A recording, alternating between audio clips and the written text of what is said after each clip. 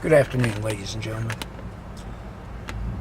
Let's talk about the second most dangerous group of people in the United States. And I'm fixing to make some people mad. You know, I was listening to a young guy today espouse his want to live in a socialized country. Yeah, I don't think he really wants to live in a socialized country. And you could tell this kid had not missed any meals. His biggest problem is he's lazy, doesn't want to work. You got people like Bernie Sanders, excuse me, Bernie Sanders, Alexa Ortiz-Cortez,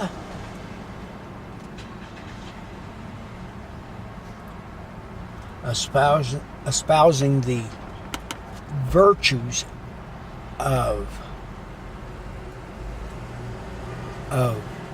socialism,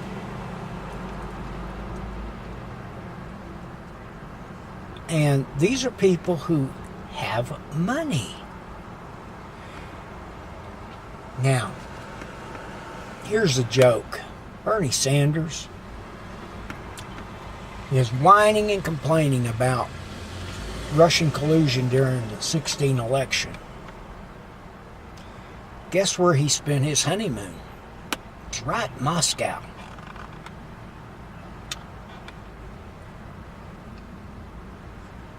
In the 2012 election, when Mitt Romney brought up the greatest enemy to the United States was Russia, Mr. Obama came out and he told Mitt Romney the 1980s was calling and they want their policy back.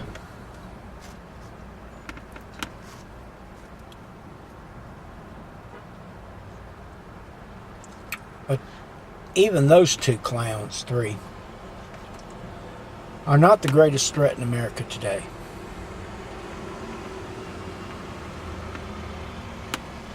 Our greatest threat in America today is our teachers, one of the greatest. We have professors in colleges who are teaching Marxism.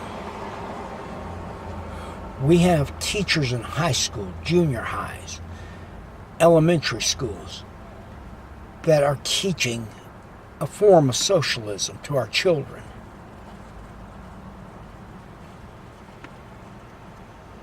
We have principals and school districts who have decided that they will not do the Pledge of Allegiance every day.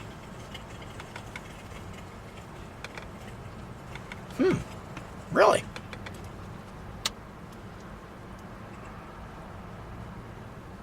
We have teachers and administrators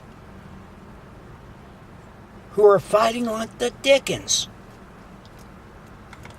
to teach children about transgenders.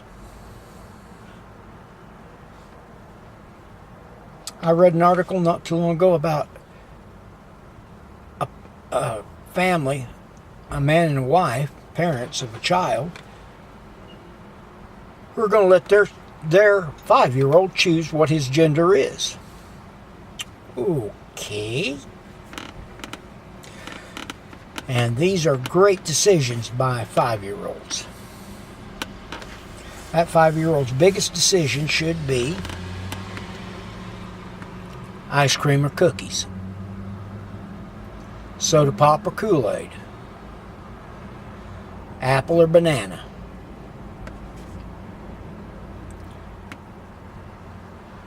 We have teachers out there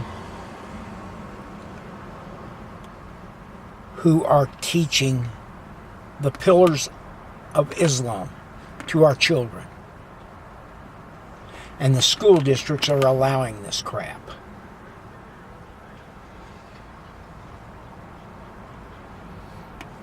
We have school administrations that are buying textbooks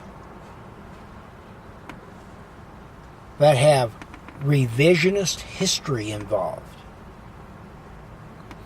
If you're listening to this over in Europe, I know you know what I'm talking about. Are all teachers bad? No. I know a lot of good ones.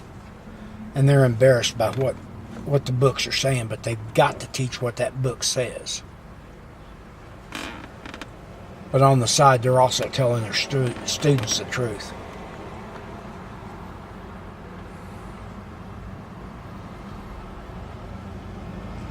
You know, you in Europe, UK, Europe, you know about revisionist history. You're getting a good taste of it right now. You've got people coming from a 7th century nations. And yes, I call the Middle Eastern countries 7th century nations for a reason. Because that's about the educational value. Most of these folks cannot read nor write their own languages. And then they come to this country.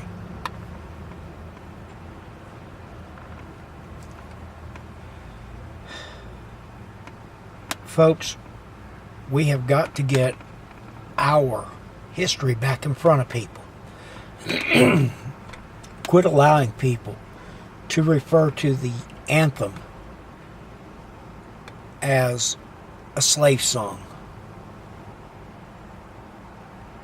You know, we have got to get back and bring America back into a whole. With these teachers standing in the way, with these professors and teachers, administrators, and the people writing these god-awful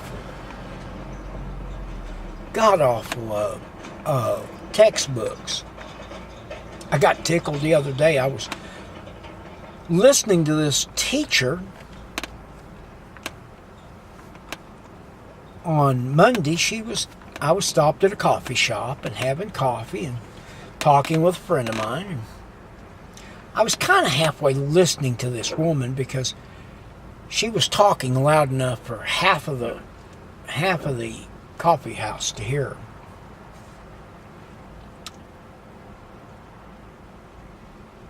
And she was talking about Alaska being the 50th state of the Union. And I'm sitting there, and my friend and I are talking, and that Hawaii was the 49th. And she's espousing all this knowledge and everything that she knows. And I walked over. I excused myself from my friend, and I said, I've got to correct this woman. I'm sorry, I just can't do any more listening to her. And I walked over and I tapped her table and I said, ma'am, where did you come up with the idea that Alaska is the 50th and Hawaii is the 49th? She said, well, it's in our textbooks. And then she opened a textbook up and showed it to me. This is the books they're using in our schools right now. And I looked at her and I said, ma'am, Hawaii's the 50th, Alaska's the 49th. And she said, really? And I said, yes. And I kind of giggled a little bit and I said, ma'am, have you ever watched the TV show Hawaii Five-0? And she said, well, yeah, I like it. And I said, do you know why it's called 5-0? And she said, no. And I said, it's Hawaii's the 50th state. You could see her friend and her were kind of stunned, but it it rang. And I said, Google it. 50th state of the United States. She did. She looked at me and she said, how did I not know this?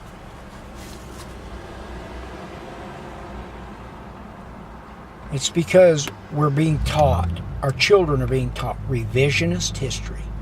They don't want the truth out there. They want their idea of the truth. So, not all these teachers are bad. But a whole bunch more of them are not good. So, look at your children's textbooks. Google anything you question in, Google it. Make sure it's accurate. If not, carry it down to the school district and point it out. Make darn sure that these people know that we're keeping an eye on them. You know, look at your children's homework. Now, in my general area, the Pillars of Islam, I don't believe have been taught here, but I do know they have been taught in other school districts, in bigger school districts than where I live.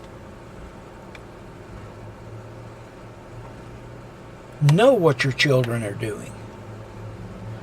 Know what they're being taught. You know, everybody's a genius these days because everybody's got either a smartphone or a computer. Just Google it and go from there. This is the Ancient Warrior. I'm out, and you have a good day in free America. Good day.